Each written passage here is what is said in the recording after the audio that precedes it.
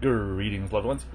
I just want to take a second here to touch base with Nat's comment respecting her child and how his favorite video game right now is about defending the garden from the zombies. This I want to actually combine with some of Carol's most recent comments as well, respecting parenting, generally speaking.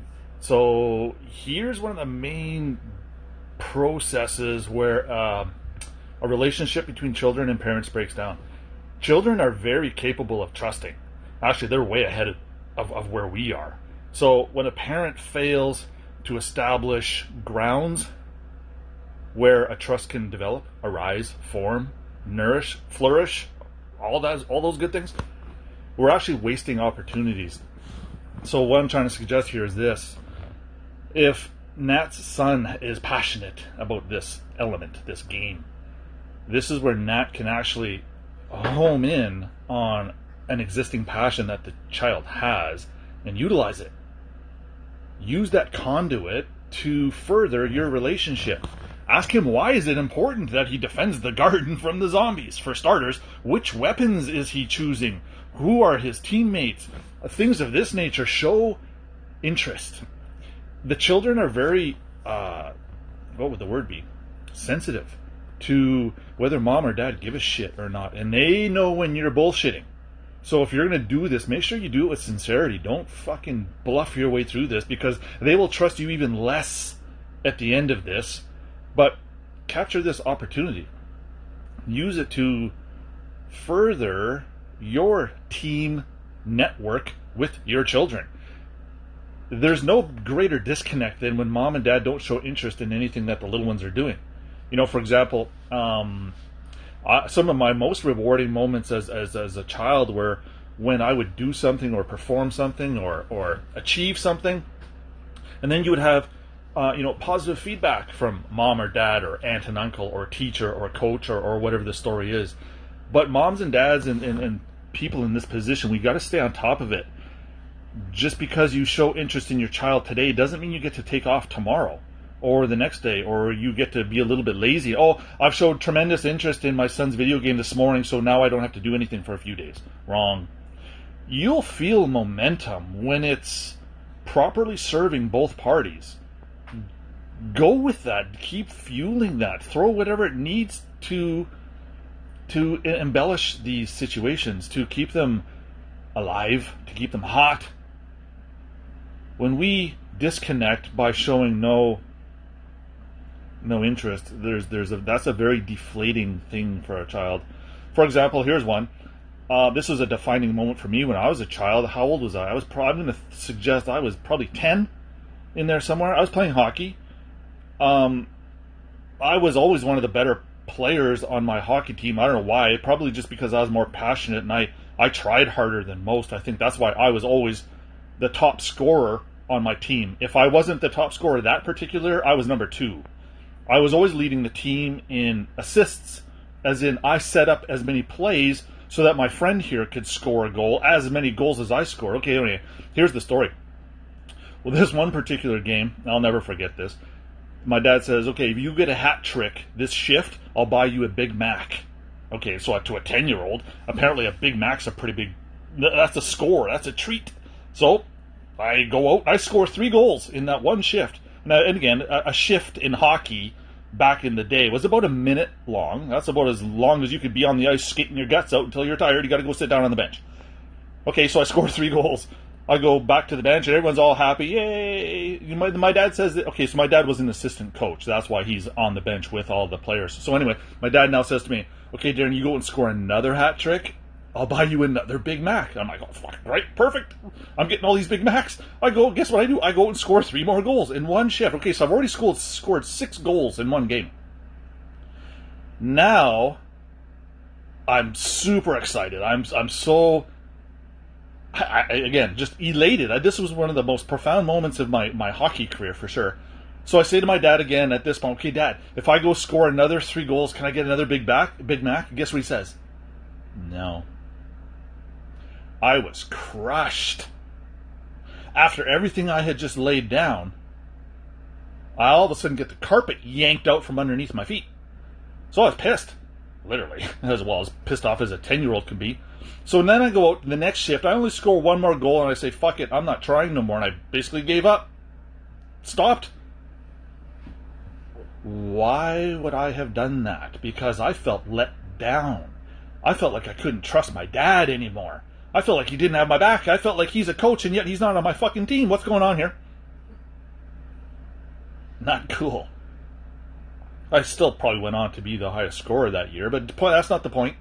The point was the relationship I had just developed with my dad in the last 15 minutes completely fucking crumbled to the point where I didn't give a shit that I already scored 6 goals. None of that mattered. So you can see where the achievement of a child and the accolades or the praise, whether it's constructive criticism, whether it's beautiful in essence or nature, however it's described and laid down, that's part of it.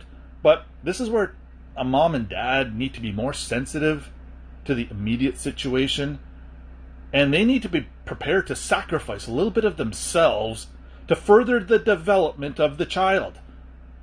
Carol was just mentioning there a moment ago when she was commenting on when Jody and I were speaking about, okay, we give birth to that generation and that's it. Okay, well, no, that's it was the physical birthing process. Okay, yeah, we get that out of the way. Once that's done, now it's up to mom and dad to usher in an entire set of variables, constructs, we don't like that word, but it's just agreements, situations, all these things that are going to materialize between now and the next 30 years. I mean, don't get me wrong, just because your child is 56 years old and you're 81, you still have that mother-child, dad-child relationship. That doesn't go away just because of a number or how many gray hairs your child has. You still are in that mother-father role. Yeah, of course we want to let go of our children and let them grow and experience life as much as they can on their own accord. But this is where the sensitivity of a mom and dad comes in again. We need to always be mindful of the situation at hand. And although we suggest that our children are more enlightened than we are, that's not an excuse for you to just say, well, okay, then fuck it. If they're better than me, if they're already more enlightened than I am, why would I bother trying to influence them? Well, here's why. Because it's going to make you better. If your child is already beyond you, emotionally, spiritually, this is now a role reversal. This is now, okay, if little Johnny or Susie is more capable than I am, what do I need to do to show, to prove, to establish, to literally, to be able to trust myself that, A, I can still compete. I can still play this game with my children. I can still have this relationship where I can input certain things. I can lay down certain aspects. I can still participate at a level where I should be able to still at least intrigue what would the word be? I would still have a connection with the child. This is going to promote your spiritual development. When you, as a student, are training or being taught by a teacher, do you roll into that situation thinking, well, I'm already better than the teacher, so I'm just going to sit in this class and not bother. I'm going to waste time. And again, that is not the best way to do it. Again, I can speak to this one personally from my first-hand experience as well. Grade 5. I used to fail art from grade 5 on. Why? Because I was always better than the teacher. How can an 8-year-old draw a picture of a bird better than the mature adult teaching the class? This to me never made sense. So how could I ever accept instruction or wisdom from someone who's not at my level? See how that felt very defeating? See how that felt very backwards? And yet no one ever asked me to go up and teach the class how to draw a bird. No, we're all programmed. So what I'm suggesting here, loved ones, is as a mom and dad, we need to let go of some of our own programming. Again, Carol was mentioning, well, the tools that I was given as a child by my parents were deficient. They were not sufficient, which is why I took it upon myself to always, to promise, to build a trust with myself, to always do better. To do better than my parents did, to show my children that there is, the possibility of growth, that there is the opportunity to do better. moms and dads get really caught up in this one because this is a tough one. How do we maintain trying to do better than what we were given or what we were shown? Again, although Dean and I had a very, what would the word be? An average upbringing. We had basically everything. We may not have had the biggest house out of all my friends or the nicest car in the driveway or things of that nature, but we basically had everything we needed. We were never really with want for anything, and yet there was still a massive emotional disconnect between myself and our parents. And I can't really speak for Dean in this regard, but I'll just wing it for myself anyway. And it's not to say that I never heard my parents say I love you and this, that, and the other. No, we had all that. But you know what? Those were still just words, because I would then go on and experience a situation. Say I'm just gonna create a situation here. Mom said to me, "Yeah, okay, love you. Have a good day."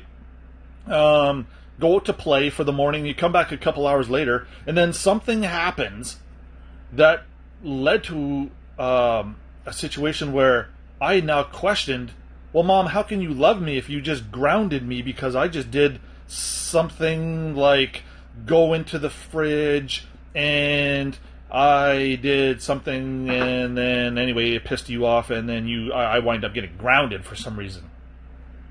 So I would now look at these two situations. Okay, Mom says she loves me, and then an hour later I'm getting punished for something that I knew in the back of my mind was not a punishable offense. So now I'm looking at the disconnect. I'm wondering, okay, which is it? Does Mom love me here, or does Mom just want to punish me over here? So as a child, we're left second guessing all of the actions of our parents. And we're literally making mental notes. And believe it or not, when you're a child at that age, you don't forget.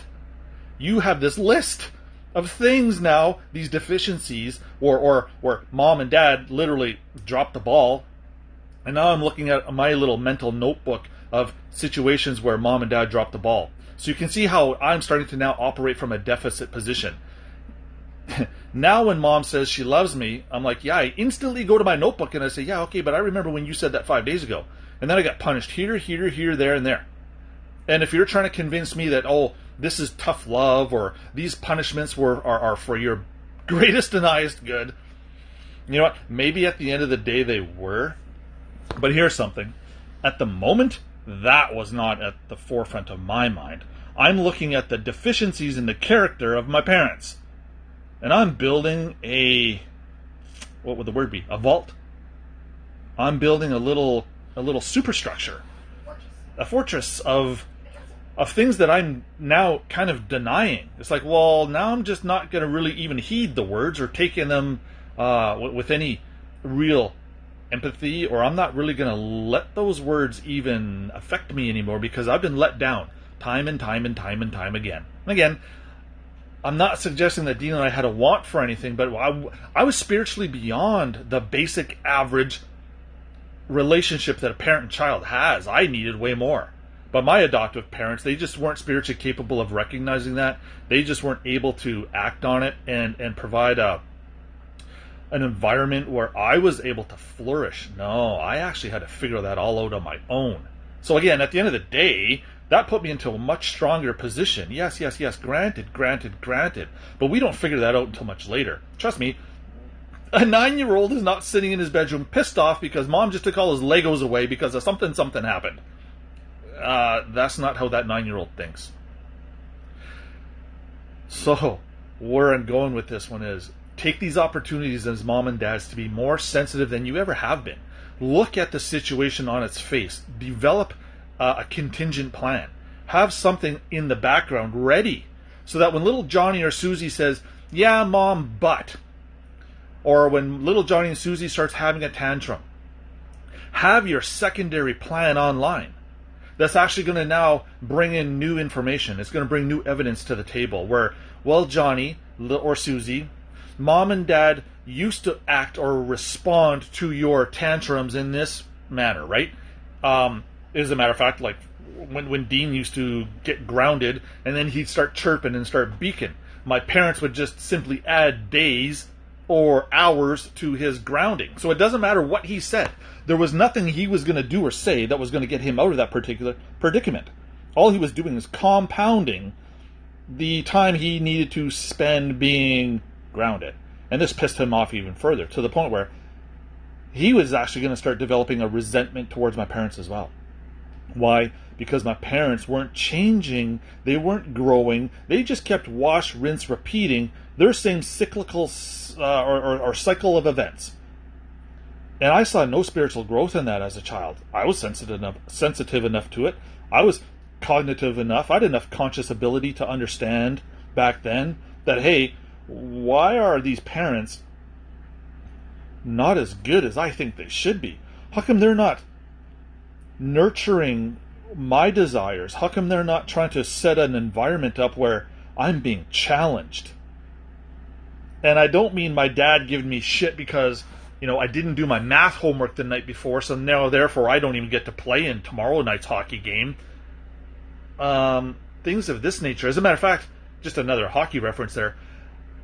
During my elementary school days, I eventually got pulled off the hockey team altogether because my math marks were so shitty, because I was not trying in math school. So is it an appropriate punishment to take a passion away? Actually, it was my only passion, hockey.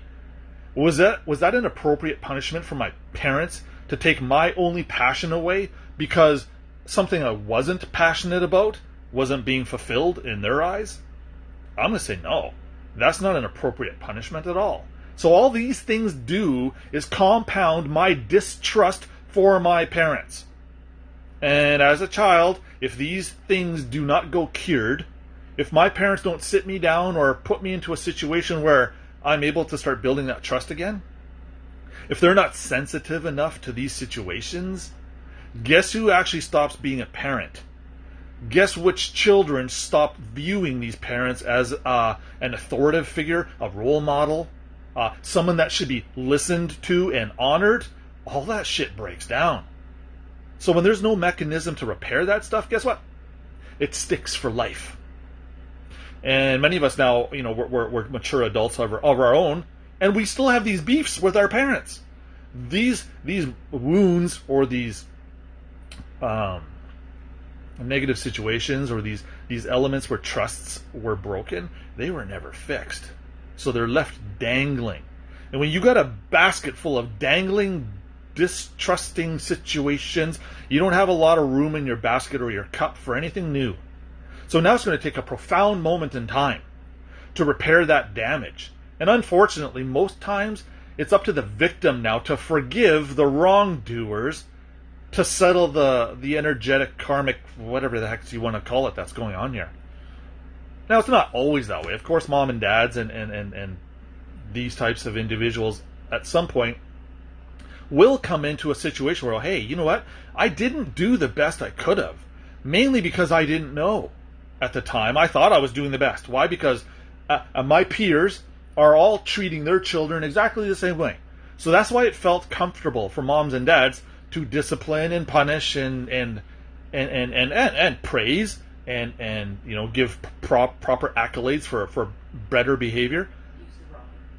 They never got to experience alternative methods of parenting. They were all stuck in the same paradigm. They were all doing the exact same things at the exact same times for the exact same reasons. Where's the growth gonna happen in an environment like that? It doesn't. It becomes stagnant. It becomes static. It's like a body of water where there's no fresh water introduced. Eventually, the algae is going to take over, and that is not going to be a very viable body to promote life. So what I'm trying to say here, loved ones, is this is a very similar situation. So for the Carols and the Nats and the moms and dads out there that have these children that clearly display passion about things, moms and dads, jump onto that. See what it is. Learn how to navigate their passion. Connect dots through something that the children's passionate about, not what you're passionate about. Because how do you challenge them? See, you don't. Until child sees mom and dad wanting to play the same zombie video game played with the children. This is the whole environment where the child doesn't get to experience it with the mom and dad. When actually, all the children wants to do is share time with mom and dad. That's all they really want to do. If they develop that relationship properly, that will carry out through your lifetime.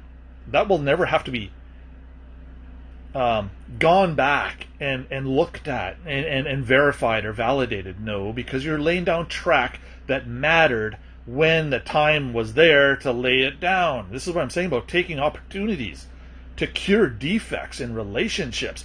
I don't have a good relationship with little Johnny and Susie. Every time I ask them to come do something with me, they say no. Or you can instantly feel a negative, they don't want to. Why is that? Because you're not showing any fucking interest in what they want to do. And if that interest isn't there, create it. Yeah, I know you're busy. I know our whole lives are full. Our whole lives is almost scheduled down to the minute nowadays. It's very hard to find time to spend time with little Johnny and Susie. Well, I'm going to suggest you create an environment where they can at least see you leading by example, where at least you're a positive entity. You're not negative all the time. You're not just, a time bomb waiting to explode if little Johnny or Susie says the wrong thing. They know they're going to trigger you, and then that's going to turn into an ugly negative situation. Don't fall for that. Don't fall victim to that. Don't wash, rinse, repeat that cycle all the time. I know Ravina, one of our queens, she was mentioning that. I remember her suggesting on one of the classes where she was very quickly being triggered and yelling at children. She came to understand, appreciate, and learn to control her emotions. This is why mom and dads, if you're not in control of your own emotions, you actually have no business being a mom and dad. Straight up. If you don't learn to control that, if you don't learn to get ahead of that, you're leading by example. Everything that comes out of your mouth, everything that your child sees you doing and participating in, they're watching you to a greater degree that you even think is possible. They're in tune and they're wanting to follow a leader. But when you're being a shitty leader, they want nothing to do with you. And now you literally got to force them to do stuff with you.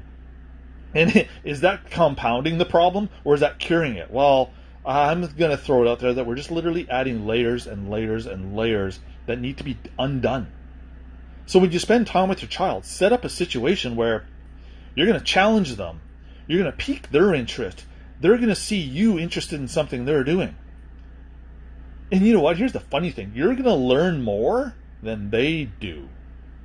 You're teaching yourself stuff. You're teaching yourself how to stay in control. You're teaching yourself how to be sensitive. You're teaching yourself how to read the play. And on the fly, change the way you do things. Your children see this. Your children are taking notes. They're like, wow, I know my mom and dad would have used to react like this. And now that you have shocked them into attention because you completely changed your programming. You didn't ground them when they got a failing math mark. You actually pulled them aside and said, hey, you know what, little Johnny or Susie, I used to do terrible in math as well as a child. When I was your age, I didn't know algebra. I didn't know what trigonometry was. I didn't know what a line segment was. Start humbling yourself by bringing yourself down to their level for a moment. They will now begin to trust you when they can see that you're being sensitive. And they're going to be able to, like I said, they're going to be able to tell the difference between you being sincere or you just kind of faking it. Their love meter, their love sensor is way more dialed than we could have ever given them credit for. So when that sensor is buried in layers and layers and layers of shit, eventually they'll turn their sensors off. And this is one of the worst things we can do as parents, is by constantly adding layers of shit that's going to cause our children to disconnect their love sensor. So yeah, I know we give them birth, but that's not it, of course. Moms and dads are now in a position where they are constantly 24/7 in the spotlight, even when they think they're not being watched. by the children. Yeah, they are. I used to do it all the time. Again, when I was in my observe mode, I was constantly, in touch with what are my parents doing and why. And I was trying to rationalize this myself. That is not typical behavior of a fucking 8-year-old. An 8-year-old shouldn't have to be doing that. But why was I? Because I saw so many freaking inconsistencies in the behavior of my parents, I had to literally take a step back and reckon this situation for myself. Use the tools I had developed by myself to deal with these things. And again, this is where I look back at all this now and I see the irony in all of it. And would I change a moment of it? Nope. I loved those opportunities, and I commend my parents for all their shitty behavior, because it literally put me into a situation where I had to rise. And am I grateful for that? Absolutely. I wouldn't change a second of it, even though I spent the greater portion of my childhood in my bedroom because I was grounded. But I developed a lot of skills in that time, and this is where I'm suggesting take that time to develop the skills yourself. Instead of, when child does something and they know they're about to get grounded, don't ground them. Do something different. Okay, little Johnny, part of your punishment is you're just going to come with me because I want to show you something. And then lead by example. Completely forget about the situation that little Johnny or Susie did to get your attention, whether it's negative or positive, so that you would react. Again, pay attention to how often children are triggering us just to get some kind of reaction, just to get some kind of response. They're only triggering us because their cup needs filling. Do you think a fucking 9-year-old knows how to go to source to get their cup filled? No, that's why they're coming to you. And when you choose to fill their cup incorrectly, never mind, feed from their cup and take away even more. Again, these are all these little things that moms and dads need to be mindful of. And to be mindful of it, you have to be aware of it. And you're only aware of it when you're conscious of it and you're practicing it all the time. The next time little Johnny or Susie disappoints you, have your new battle plan, have your new love battle plan in place, ready to execute it. What does that look like? Well, again, find something that your child is passionate about. And then through not so much words, but actions, show them how their choice of bad behavior wasn't going to get them the result they want. But for this particular moment of time, show them something a little bit different. Okay, normally I would ground you. You wouldn't be able to go out with your friends tonight for whatever the event is. So instead, fill that void with something else. Give them what they thought they were going to be deprived of, but now bolster it with something extra. So you know what, little Johnny and Susie, I know it almost feels to me like that was done on purpose, or that your intent was to trigger me or to upset me just because you needed some type of reaction or a displayed emotion from me. But I'm going to lead, you don't have to say it quite like this, but I'm going to lead by example. I'm going to sit you down, or we're going to go for a walk, or we're going to spend some quality time together where we're just going to be. We're just going to talk. Instead of taking your child's video game away as a punishment for bad behavior, this is where I'm suggesting take that opportunity to build trust with your child by sitting down and playing the game. Little Johnny or Susie, okay, I know I don't know how to use this controller very well, and every time I want to shoot the zombie, I'm going to be spinning around in circles, and point is, I'm going to try. You know what you just did by showing little Johnny or Susie that you're interested in something that they were doing? This is how you build the trust back.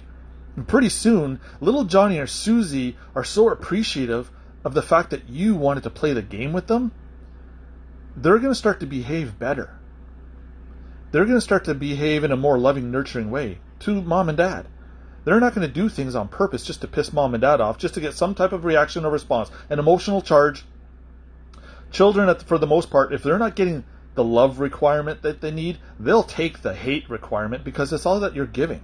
And I use hate as an opposite of love. But you know what? If you're not loving your child by doing all of these things in advance, if you're not prepared for the tantrums, if you don't know how to deal with these things and these situations, then this is where you need to do a little bit of work. Take it upon yourself to go and find better methods of spending time and connecting with the children. And I'm just using this video game as an example. They will so develop a connection of trust where, yeah, my mom and dad would normally ground me in that situation, but now mom and dad sat down and actually did the thing that I was interested in the first place. Use that opportunity to show that there is a better way of doing things, and they'll be able to sense the energetic charge. You don't even have to put a lot of words to it. They will tell by your excitement. If you roll into a situation and say, little Johnny or Susie, I would love to I want to play the video game with you, and then you go, right? It's the physical expressions. Be mindful of your physical presence. This is what fills their cup. It's not even necessarily the words. Actions trump the words. They're more sensitive to this than you think they are. Well, they can tell when you're doing something only because you have to do it, or they can tell that you don't really truly want to be doing it, and don't do it because you're actually building even more mistrust by providing or creating a situation where there's a little bit of deceit. There's a little bit of, there's inconsistencies here, and they can sniff that stuff out immediately. And this is where you're actually going to go in with a full cup because we've predetermined some of these courses of action. You've actually gone in thinking, okay, yep, I knew this situation. I knew this was coming. Darren talked about it, so here it is. Boom, it's right here. I've actually filled my cup ahead of time. I've got my plan A, B, and C, and I'm ready to lay it down starting right now. Boom. Watch what happens. You catch child off guard. You'll see their eyes go, because they weren't expecting that behavior from you. And as soon as you see them, you got them. You've got their attention. Now roll with it. Keep it hot. Keep it good. Keep it informative. Keep it actually at a higher vibration than what they are in right now. You are capable of doing it. This is where I was suggesting the younger illuminated ones are actually going to now put you into the position where you're the student. Isn't this neat? You get to learn from a situation where you're trying to teach your child. But you only get there by doing it. And you only get there by put a little bit of brain power into this and a little bit of heart chakra ahead of time. Write these things down. Create these scenarios in your mind. But be prepared so that when the altercation comes, when the conflict or confrontation comes, you're going to come at it with peace. You're not going to come at a confrontation with more war.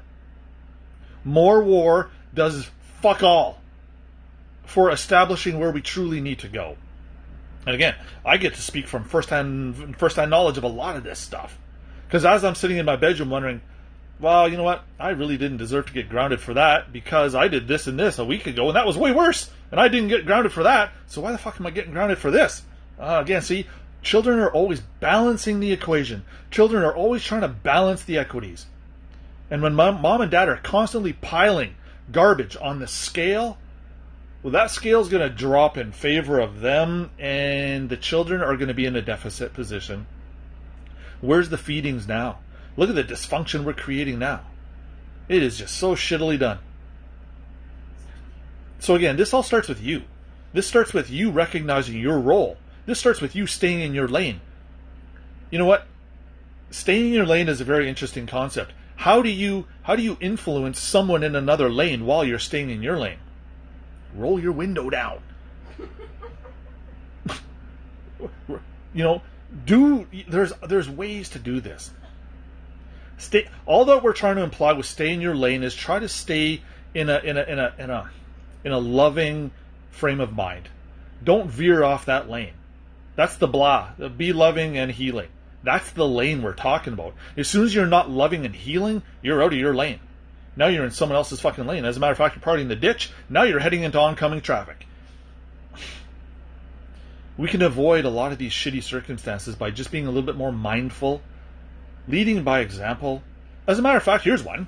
How do you practice this? Is it even most feasible to wait for your child to fuck up so that you can now parent properly? No. Go create a situation to show the child that you can parent properly right now. Go create it. Don't wait for the shit situation to come up. Go create a positive one. As a matter of fact, if you go create 3 positive ones in a row, you may avoid a shitty one. Little Johnny or Susie are going to start to adapt to your new behavior. They're going to start to grow. They're going to start to be, oh, wait a minute, maybe my mom and dad's not so crazy. Because they're showing me by their behavior with less words. Again, remember, your children are always watching you. Your children's friends are always watching you. Spirit's always watching you. We have so many instances where we're being watched. It's critical that we start behaving accordingly. Start doing something. Start changing the paradigm. You're not stuck. You have this opportunity at your fingertips every moment of your life to do something better. I know. It takes a little bit of work. But you know what? Your confidence will grow when you pull this off once or twice. And don't expect the first time for it to go smooth as silk. No. But the fact is that you're trying, and you'll be shocked at the progress you make. Now, this progress is going to start to be used in your other life's events, such as your little you healings and teachings. You're going to start to learn how to conduct your affairs with your little you better because you're practicing it with your other children right over here. See how this thing just keeps spinning? This momentum just keeps building? Again, we were just talking to Nat just a moment ago about we need to lay down some traction. If it feels like you're on a slippery surface and you're just spinning your tires, go find some salt. Go find some gravel. Go find something to put under your wheels to give you some traction. Okay, so that means you spiritually, emotionally leaving the situation for a moment to go find some resources, some tools to get yourself some traction. How much momentum can you build while you're not going anywhere? See? What happens when you rev the gas in neutral and then you throw it into gear, right? Whether it's reverse or drive. You get a whole bunch of revving and then all of a sudden there's an incredible jolt and now you're moving. Now there's some momentum. But get the traction first. You only get the traction by applying an aggregate to the situation. What's the aggregate? Well, the sand, the gravel, go find a piece of something, stick it under the tires. But you literally got to get out of your car, go get those resources, bring them back to your situation, and then execute them, then imply them, then get them working for you. What's the point of having a vehicle or a situation in life where there's no momentum, because there's no traction, because there's no effort to get the traction? What a waste of time. Stop wasting time. Get creative. Again, there's a plethora of things. Something's fluid in my mouth there. There's a plethora of opportunity here that we're just wasting. Again, my biggest beef with myself, and I actually transfer this onto others, is wasting time. Why do we want to be wasting time? That is the most precious gift we have. A lot of us, yeah, we've heard that, but we actually don't live it. We always want to be doing the best we can, but yet our actions show otherwise. Well, where's the disconnect? How can your heart be saying, I want to just love my children and shelter them and show them the best they can until they're ready to take on these things of their own accord? How are you developing their skills to take on these life events by sheltering them all the time? Here's a hint. Give them little shocks, so that when a big shock comes, guess what? They're not as shocked because they developed an immunity to the big shock because you've been actually showing them all these little shocks the whole way through. A little pain, so that when the big pain comes, it's not as bad. It's more manageable. I know moms and dads want to shelter their children and protect them from what? Life? You actually do more disservice to them by throwing this wet blanket of, oh, I'm only doing this to protect you. Really? How about this? This is going to sound ridiculous. When little Johnny or Susie's reaching for the hot stove, don't yell at them and say, don't touch, you'll get burnt. I don't even want to say this. Grab their hand and just quickly put it on the hot stove, just for a quick second, so they actually feel it. Don't shelter them from the pain. They actually just experienced it right now. Invite the pain in, because you know what? Avoiding the pain doesn't get you anywhere. Deal with it. Let the pain hit you square between the eyes, right in the heart, wherever it has to hit you. Experience the pain, but then walk them through it. This is where you're going to actually have an opportunity to expose them to something and then build a defensive mechanism for it, or at least an appreciation so they don't go do it again. I remember the first time, there's another here's another ridiculous story. How old was I? I'm going to say I was 5 years old, and I go under the kitchen sink, and I'm like, what's that green shit in that bottle? Wow, that looks good. Guess what I do? Drink some dish liquid. Blowing bubbles. Not good. So this is where I'm going to suggest to moms and dads, hey, you know what? When you see little Johnny or Susie going under the cabinet and they're eyeballing that green bottle of Palmolive, go put a little bit on your finger and say, here, Johnny or Susie, I can tell you were very interested in tasting that or experiencing that pain. Here, just let me give you a little bit of it so you know what it is. Wow. I know that sounds retarded, but what I'm trying to say is, don't shelter children from these life experiences where they're going to learn stuff. Let them experience some of these pains and these growing mechanisms. Don't try to shelter them all from that, because guess what happens? When there comes a situation where mom and dad's not there to hold their hand, and they now have to experience a situation, they don't have the tools to deal with it because you've sheltered them from it. You've actually restricted the tool usage. Let them experience a shitty situation, but show them how to use the tools properly. Put some tools in their hands. Yeah, I know soap tastes terrible, but you know what? There are worse things out there that little Johnny or Susie could have gone under the sink and took a big mouthful of. You know, if you've got bleach under the sink or you've got corrosive materials, CLR for draining the sink when it gets clogged. Again, you're not always going to be there to monitor little Johnny or Susie to make sure that if they're going to go under the sink, give them some type of toolage so that they know, yeah, I can probably drink this one, but don't drink that one because I remember that green one was terrible. Point is, loved ones, I'm trying to suggest this. Don't shelter them. Embrace these confrontations or these moments of friction or these painful situations. Go through it with them. Hold their hand through it. If little Johnny or Susie is reaching for the hot stove, why are they reaching for the hot stove? Because they see mom and dad reaching over the hot stove all day, and they just want to do what mom and dads are doing. Once in a while, when you know out of the corner of your eye that little Johnny or Susie's watching you, pretend to touch the hot element. So that you fire your hand back and you put your fingers in your mouth, you run to the sink real quickly to put water on your hand. This is all fake. You didn't actually touch the element, but go into an act.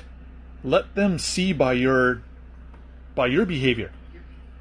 They actually saw, mom and dad touched the stove. They screamed out in pain. They then did this, and this. Your children's eyes are going to be like, ah! And watch what happens. Little Johnny or Susie is actually going to come to you and want to heal you. They're going to want to know, what happened, mommy or daddy? What can I do? Well, you actually just imprinted them with, don't touch the stove. Because if it hurt mommy and daddy, chances are it's going to hurt me. So see what I'm saying? Create a situation where you can actually teach them. Because you were situationally aware at the moment when you caught little Johnny or Susie watching you. So now use that moment in time to imprint something. An incredible teaching. Right then and there. Can you imagine if you do this 2-3 times a day? There's going to get to a point where you're so saturating your child's environment with teachings, and yet they don't even really recognize it as teachings. Again, you hear all these parents talk, I don't know how to homeschool, I don't want to homeschool, and it's an incredibly large burden, really. All you got to do is take advantage of every opportunity to teach your child. Create a curriculum for yourself. Don't worry about the state's curriculum. You know what your child is passionate about. You know what they don't like. If they don't like peas and carrots, don't force it upon them. Don't force them. You don't get to leave the dinner table if you don't eat your peas and carrots. Okay, if this is just a nutritional thing, disguise the peas and carrots in something else. Let children see you. Every mouthful of peas the mom and dad take, have almost a sexual orgasm type feeling in your mouth with the peas. So that little child is there like, Well, if mom and dad love the peas so much, maybe I should love the peas too. Because you're showing such an interest in the peas. You are displaying emotions. Again, use these opportunities to show your children through your behavior how much you love something or how much you dislike something. They pick up on all this stuff. Their little mental notebook has got more pages in it than you think. Show them, lead by example, take these opportunities, don't waste them.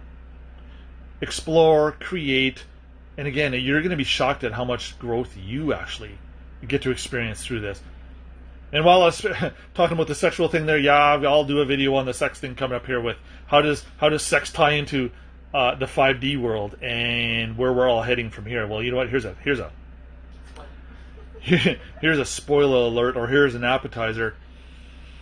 We're all coming from a place where we're fornicating with dead things. We're fornicating with the king under contract. So you know what? Once we get that dealt with, any other type of sexual relation can be construed for a loving, positive manner because we're not doing it with dead things. Once we pass that hurdle, can you imagine sexual doors open up for us now? We have more ability to go explore sexual conduct between ourselves and other loved ones because we've completely changed our sexual appreciation. We're no longer fornicating with dead things. Well, now there's not such a curse on our sexual behavior. We're actually freed up to experience and do it with a more sexual loving nature because we're not predisposed by having sex with dead things, intercourse. And again, intercourse isn't just sexual nature type things. Intercourse in the normal course of business. This will take on this will be another 45-minute segment coming up. When am I doing that one? Maybe today, tomorrow, something like that. But yeah, anyway, there's some relief coming down the pipe. We don't have to have so many sexual predispositions and hang-ups. Again, it's all because of confusion. It's all because we're taking teachings from subject matters and you know, things from either dysfunctional people or dysfunctional texts that was all trying to steer us in the proper direction. But again, we were misled. We didn't know. We're so disconnected emotionally, spiritually. How can we have a loving sexual experience when we're so fucked up to begin with? See, it just doesn't work. We got to deal with some of these dysfunctions first so that we can appreciate the proper function later. It takes a bit of work, though. It takes a bit of open your mind, open your heart, let go of some of these old paradigms, some of these old things that our pastors, our ministers, our parents, our teachers have taught us about sex in the past, because you know what? A lot of that shit's wrong. So don't cling to it, don't cleave to it, but you got to be open to something new. But you know what? That open space can only materialize when, again, we clear our cup of sludge. How are you going to take on a new appreciation for sex when you have all this built up stuff about sex from the past? You got to deal with that first, otherwise our new teachings are going to have no effect. So create a sexual clear karma for you by dealing with a lot of those old constructs. Get them out of your mind. Start again. Create a new agreement with yourself. Create a new sexual agreement with yourself. Again, this is where trust comes from. We can't trust ourselves. We can't trust anybody. We feel like no one trusts us all through our behavior. Look around. Look at look how people treat us and look at how we treat others. We literally have to stop following that course of events. And only you can do it. Only you can change this. Only you can clear your cup of the sludge. We can show, we can talk, we can describe events in detail to how to do these things. But again, at the end of the day, ultimately it's going to be up to you. And if you're not ready to take on some of these challenges, if you're not ready to become a better parent, then at least have it in your mind, I wish to someday. I'd like to someday. I desire to be a better something, whatever it is. And as soon as you express that intent, guess what happens? Something will come down the pipe that gives you an opportunity to prove it. Okay, well, if you said to yourself the other day you would like to be a better parent, here's an opportunity today for you to show it. Aha! And then recognize that and jump on it. Don't let those moments pass you by. Again, wasting time, don't do it. Okay, loved ones. What? Lightning bolts. Yeah. Lightning bolts. Not fun. And again, I'm a master of lightning bolts. I've received a shit ton. But lightning bolts are good in a way because they're an energetic discharge. And if your bank account, if your spiritual love bank account is full of lightning bolts, well, at least that's some form of energy. At least that's something, it's a resource that you can do something with. Now, whether you learn from those mistakes, create traction and momentum, and better yourself and others around you, that's going to be completely up to you. I suggest you start doing it. I'm going to suggest it's not going to be easy, but I'm going to suggest you roll into these situations with a whole other emotional state of being. Roll into it with, yeah, I'm probably going to get my ass kicked, but I'm going to get back up, and I'm going to love that situation, and I'm going to do better and continue to do better and continue to fall down and get back up. And spiritually, I'm going to become unstoppable. This is what Spirit and the Watchers are looking for. They know we got sent into a shitty situation. They're looking to see how we react to it, how we respond to it. That's the lesson. Go into it knowing you're going to get your ass kicked. You're going to get your heart broken. Someone's going to piss you off. And yeah. We know that's going to happen. So if you already know what's going to happen, why are you going to get pissed off when it does happen? It's almost like you shocked yourself because you didn't think it was actually going to happen. And now that it's actually happened, go into these things knowing that this shit's going to happen. You'll come from a place of confidence. And again, I'm going to find a replacement word for confidence. But until that day, peace, loved ones. I know this was how did this almost turn into an hour? Craziness. Okay, loved ones, we're going to keep kicking some ass here. Stay tuned. Love you.